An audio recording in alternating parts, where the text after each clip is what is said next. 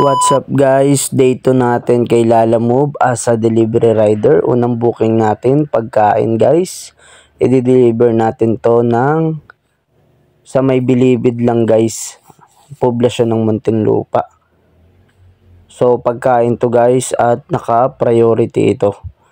So ito yung unang booking natin guys. Kaya i-deliver na natin ito guys sa customer guys. At eto na nga guys, na-deliver na natin, no. So sunod natin booking guys ay mga documents lang to. So pinick up lang natin dito sa Putatan to, Goldilocks, no. So ito na nga at na-receive na ni sir yung pinadeliver sa atin. So dito lang yan sa festival, no.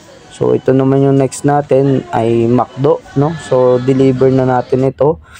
Next natin mga idol ay vape, no. So dineliver natin dito sa Las Piñas, no. Lagpas lang ng CAA.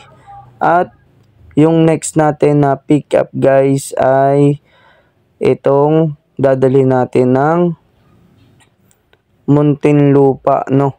SM Muntinlupa. So ito na yung last drop off natin guys.